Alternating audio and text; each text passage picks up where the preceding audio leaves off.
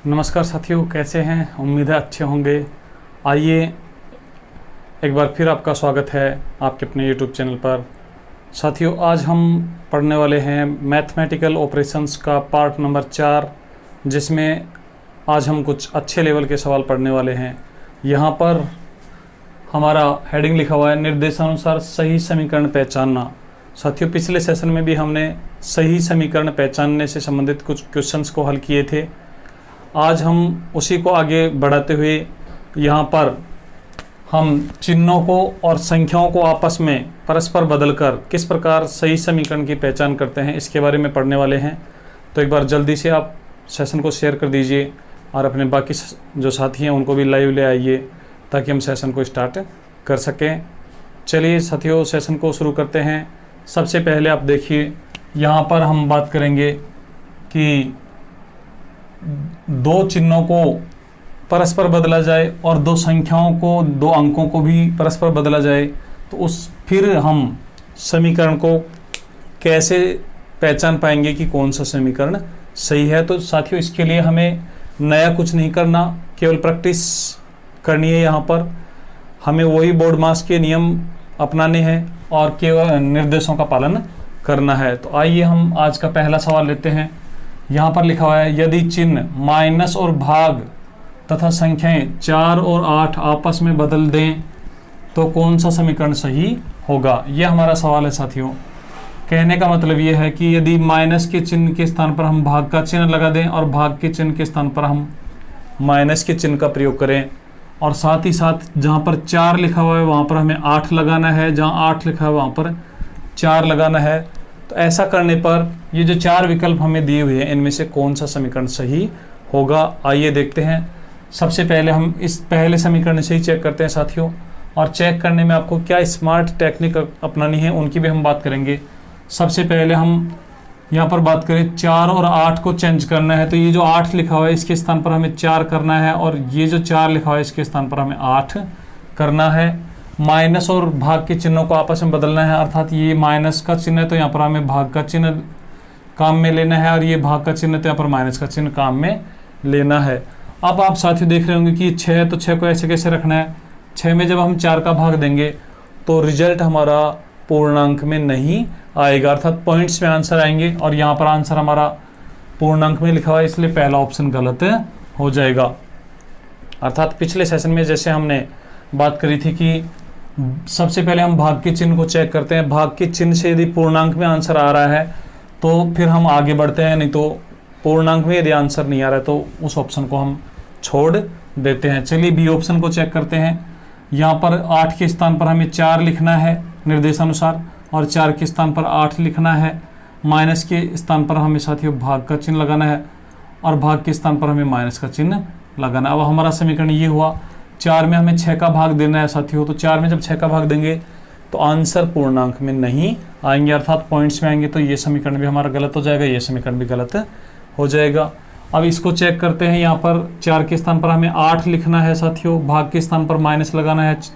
8 के स्थान पर 4 लिखना है, माइनस के स्थान पर भाग का चिन्ह लगाना है, और 2 लिखना है।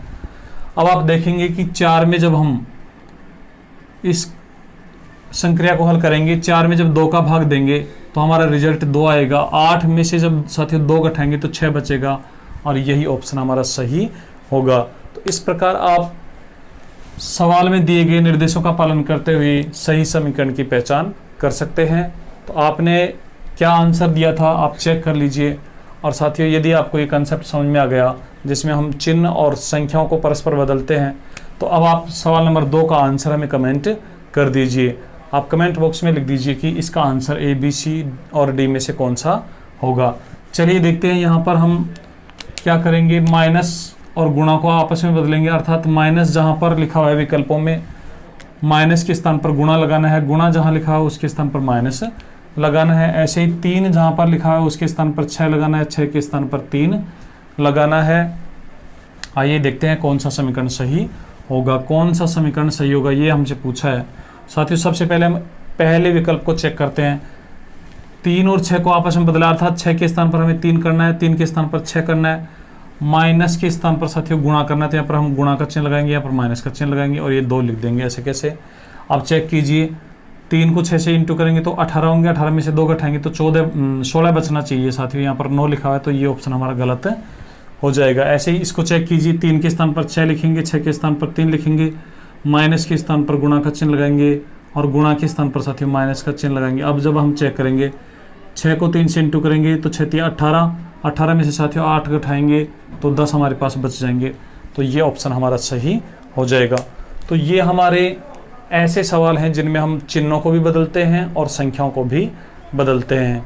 चलिए कुछ और सवाल लेते हैं साथियों। इसी प्रकार के कुछ और एग्जाम्पल हम लेते हैं जिनमें हम संख्याओं और चिन्हों को आपस में बदलेंगे, लेकिन सवाल का जो डिजाइन होगा साथियों, सवाल का जो पैटर्न होगा वो थोड़ा सा अलग होगा। अब की बार हमें ऑप्शन में चिन्ह और संख्याएं दी जाएंगी जिनको हमें बदलना है, और उसके बाद जो ऊपर समीकरण दिया जाएगा, हमें मेन समीकरण दिया जाएगा, उसकी सत्यता की पहचान करनी है कि कब वो सही हो पाएगा। तो ये रहे साथियों हमारे कुछ नए पैटर्न के सवाल। आइए देखते हैं इनको कैसे हल करना है। यहाँ पर निर्देश लिखा हुआ है कौन से दो चिन्हों व संख्याओं को आपस में बदलें कि समीकरण सही हो जाए। साथियों यहाँ पर हमें एक समीकरण दिया हुआ है। ये हमारे पास एक समीकरण है 6 इंटू 4 प्लस 2 बराबर 16। लेकिन साथियों अभी यदि हम देखें तो 6 चौका 24 और 2 26 होते हैं। ये समीकरण सही नहीं है। इसको सही करने के लिए हमें यहाँ पर जो चिन्ह हैं उनको और कुछ संख्याओं को बदलना होगा ताकि हमारे पास आंसर जो है वो 16 हो जाए। तो आइए हम इसे कैसे हल करेंगे देखते हैं। सबसे पहले हम ऑप्शन ए पर चलते हैं। यहाँ पर लिखा हुआ है प्लस और गुणा। इसका मतलब साथियों ये है कि जहाँ पर प्लस लिखा हुआ है वहाँ पर गुणा करना है, जहाँ गुणा लिखा है वहाँ पर प्लस करना है। और तथा उसके बाद 2 तथा 4 का मतलब ये है साथियों कि 2 जहाँ पर लिखा हुआ है उसके स्थान पर हमें 4 लिखना है, 4 जहाँ पर लिखा हुआ उसके स्थान पर 2 लिखना है। तो आइए अब हम चेक करते हैं कि यहाँ पर इस सवाल को हम कैसे हल करेंगे और कौन सा विकल्प हमारा सही होगा। साथियों सबसे पहले यदि हम बात करें ए विकल्प की, तो प्लस के स्थान पर हमें गुणा लगाना है। तो ये हमारे पास प्लस है, इसके स्थान पर हमें गुणा लगा देंगे। गुणा जहाँ पर है साथियों, गुणा के स्थान पर हमें प्लस लगाना है तो यहाँ पर हम प्लस लगा देंगे।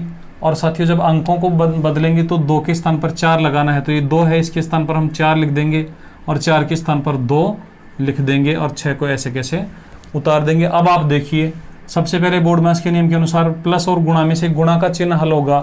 तो 4 को जब हम 2 से इंटू करेंगे तो 4 दूनी 8 हो जाएगा और 8 में साथियों जब 6 जोड़ेंगे तो 14 होने चाहिए थे, जबकि हमारा रिजल्ट यहाँ पर 16 लिखा हुआ है। इसका मतलब ऑप्शन ए हमारा गलत है। अब हम ऑप्शन बी को चेक करते हैं, प्लस और गुणा। तो साथियों हमने प्लस और गुणा को तो चेंज कर दिया, 2 और 6 को और चेंज करना है। अब की बार 2 और 6 को परस्पर चेंज करना है। तो 2 और 6 को जब चेंज करेंगे तो 2 के स्थान पर 6 और 6 के स्थान पर 2 लिखेंगे और 4 को ऐसे कैसे लिख देंगे। अब आप देखिए 6 चौका 24 और 2 26। तो साथियों यहाँ पर 26 लिखा हुआ नहीं है, यहाँ पर 16 लिखा हुआ है, इसलिए ऑप्शन बी भी हमारा गलत हो जाएगा। चलिए ऑप्शन सी को चेक करते हैं, प्लस और गुणा। तो प्लस के स्थान पर गुणा लिखा हुआ है, हमने प्लस के स्थान पर हमने गुणा लिख दिया है और गुणा के स्थान पर हमने प्लस लिख दिया है। और संख्याओं में 4 तथा 6 को चेंज करना है। साथियों 4 और जब 6 को चेंज करेंगे तो 4 और 6 को चेंज करेंगे तो 4 के स्थान पर 6 लिखना है। ये 4 है, इसके स्थान पर 6 लिखना है और 6 के स्थान पर हमें 4 लिखना है। तो ये 6 के स्थान पर हम 4 लिख देंगे, 2 को ऐसे कैसे रखेंगे। अब आप देखेंगे कि पहले गुणा का संक्रिया जब हल होगी तो 6 को 2 से इंटू करेंगे तो 12 हो जाएंगे और 12 में साथियों जब 4 जोड़ेंगे तो 16 हो जाएंगे, अर्थात हमारा समीकरण सही हो जाएगा। तो ये हमारा इस सवाल का answer option number C right होगा। चलिए अब आपको एक कंसेप्ट समझ में आ गया होगा। अब आप हमें कमेंट करके बता दीजिए कि इस समीकरण को कौन सा विकल्प संतुष्ट करता है। आप कमेंट कर दीजिए ए, बी, सी और डी में से कौन सा विकल्प सही होगा।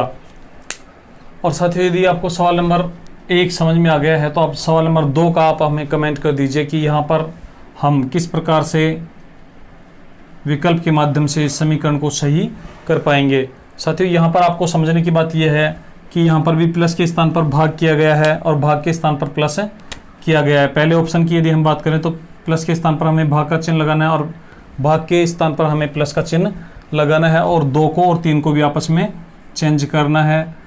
साथियों यहाँ पर जब हम चेंज करेंगे तो प्लस ये भाग का चिन्ह है, भाग के चिन्ह के स्थान पर हम प्लस का चिन्ह कर देंगे। ये प्लस का चिन्ह है, यहाँ पर हम भाग का चिन्ह कर देंगे। और साथियों 2 के स्थान पर 3 और 3 के स्थान पर 2 लिख देंगे। तो ये हमारा 3 है साथियों, इसके स्थान पर हम 2 लिख देंगे। और ये हमारा 2 है तो इसके स्थान पर 3 लिख देंगे। साथियों अब यहाँ पर आपको विशेष सावधानी ये रखनी है कि यहाँ ये वाला जो 2 है ये समीकरण का रिजल्ट है, तो इसको आपको चेंज नहीं करना है, यहाँ पर 3 नहीं करना है साथियों। जब हम इसे चेक करेंगे तो देखिए, हम सबसे पहले ब्रैकेट को हल करेंगे, 2 + 4 6 हो जाएंगे। 6 में साथियों जब 3 का भाग देंगे तो हमारे पास रिजल्ट आ जाएगा 2, इसलिए ऑप्शन ए ही हमारा सही हो जाएगा। तो इस प्रकार साथियों हम चिन्हों को बदलकर भी समीकरणों को सही कर सकते हैं। चिन्हों और कुछ संख्याओं को बदलकर भी समीकरण कौन से सही हैं कौन से सही नहीं है उनकी पहचान कर सकते हैं। तो ये हमारा एक विशेष प्रकार था जो टाइम कंज्यूमिंग था, लेकिन आप प्रैक्टिस करेंगे तो साथियों ऐसे सवालों का आंसर भी आप तेज गति से दे पाएंगे। चलिए साथियों आज के लिए इतना ही, और हम एक बचे हुए मैथमेटिकल ऑपरेशंस गणितीय संक्रियाओं के बचे हुए जो तरीके हैं, बचे हुए जो टाइप्स हैं, उनका एक और सेशन लेकर आपके सामने उपस्थित होंगे। तब तक आप प्रैक्टिस करते रहिए साथियों। ये जो मैथमेटिकल ऑपरेशंस के सवाल हैं इनमें कंसेप्ट कम है और प्रैक्टिस बहुत ज़्यादा मांगते हैं, तो आप जितनी ज़्यादा प्रैक्टिस करेंगे, आप पिछले पेपर्स में आए हुए जो सवाल हैं उनका आप प्रैक्टिस कीजिए। बार बार प्रैक्टिस करने से साथियों आपकी स्पीड बढ़ेगी और एक्यूरेसी बढ़ेगी और आपका कॉन्फिडेंस लेवल भी बढ़ेगा।